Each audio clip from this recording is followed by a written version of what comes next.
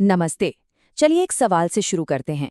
क्या कोई भी चॉइस जो एक औरत लेती है सिर्फ इसलिए कि वो उसकी अपनी चॉइस है, एक फेमिनिस्ट चॉइस बन जाती है?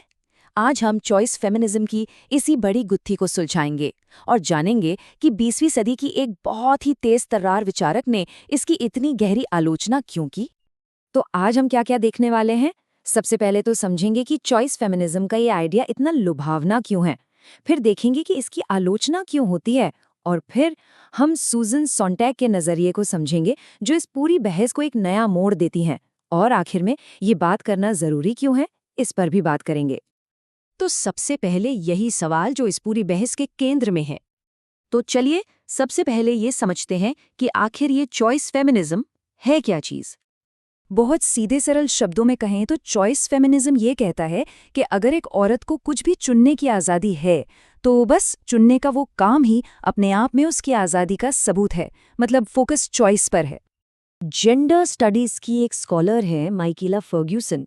वो कहती है कि जब तक कोई औरत ये कह सकती है कि ये मेरा फैसला है, तब तक चॉइस फेमिनिस्ट्स मानते हैं कि ये उसकी आज़ादी को दिखाता है। और ये नज़रिया इसलिए अपनाया गया ताकि नारीवाद पर जो जजमेंटल होने का ठप्पा लगता था ना, उससे बचा जा सके और इसे ज़्यादा से ज़्यादा औरतों के लिए ओपन बनाया जा सके। तो सवाल ये है कि ये आइडिया इतना पॉपुलर क्यों हुआ? इसमें ऐसा क्या है जो लोगों को अपनी तरफ खींचता है? देखिए, इसकी वजहें साफ है। ये आपकी पर्सनल आज़ादी, आपकी ऑटोनॉमी पर जोर देता है। ये किसी को जज नहीं करता, सबको साथ लेकर चलने वाला लगता है। और आज के ज़माने में जो पर्सनल एम्पावरमेंट की बात होती है, ये उससे बिल्कुल मेल खाता है। और सबसे बड़ी बात, ये समझने में बहुत आसान है।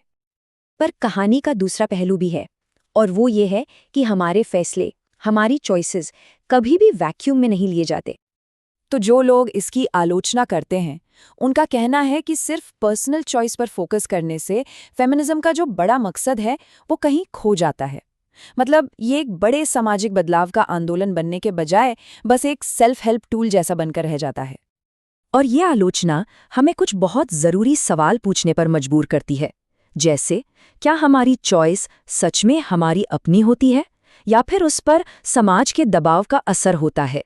और क्या चुनने की आज़ादी अपने आप में एक प्रिविलेज नहीं है? सोचिए, कितनी औरतों के पास सच में कोई सार्थक ऑप्शन चुनने की आर्थिक या सामाजिक आज़ादी होती ही नहीं है। इसे एक उदाहरण से समझते हैं। SOS स्पिरिट के एक आर्टिकल में ये ट्वीट दिखाया गया था। इसमें कहा गया कि अगर आप चाहें तो बेवकूफ़ बन सकती हैं, नरम दिख सकती हैं, और ये फेमिनिज्म है। अगर किसी औरत को ये सब पसंद है तो ये उसका हक है। यहीं पर सवाल उठता है, तब क्या होता है जब हमारी पर्सनल चॉइस असल में उन्हीं पुराने दकियानूसी उम्मीदों को पूरा कर रही हो? तो अब सवाल उठता है कि इस बहस से बाहर कैसे निकलें। यहीं पर एंट्री होती है राइटर और क्रिटिक सूजन सोंटैग की। उनकी सोच हमें एक नया रास्ता दिखाती है। देखिए, सूजन सोंटैग का फेमिनिज्म के साथ रिश्ता थोड़ा कॉम्प्लिकेटेड था।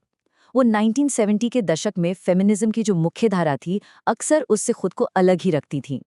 वो इस बात के सख्त खिलाफ थीं कि दिमाग और दिल को, यानी इंटेलेक्ट और इमोशन को, एक दूसरे का दुश्मन बनाकर पेश किया जाए।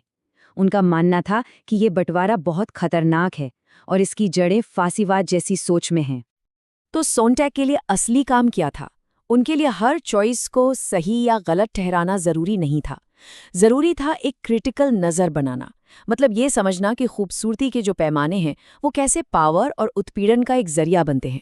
वो मानती थीं कि किसी भी कट्टर विचारधारा, चाहे वो फेमिनिस्ट हो या कोई और, उससे बचना चाहिए क्योंकि वो सच्चाई की जटिलता को खत्म कर देती है।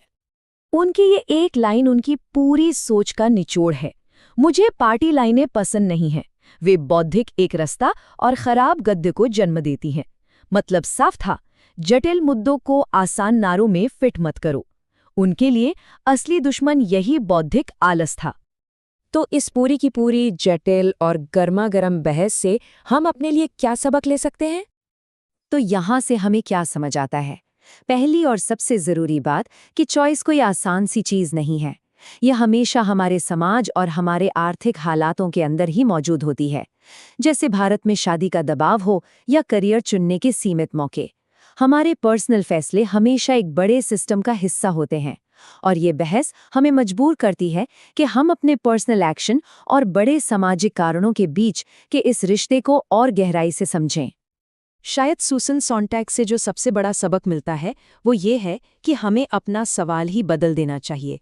ये पूछने के बजाय कि क्या कोई चॉइस फेमिनिस्ट है, शायद हमें ये पूछना चाहिए, क्या ये चॉइस पावर के बने बनाए ढांचे को कोई चुनौती देती है।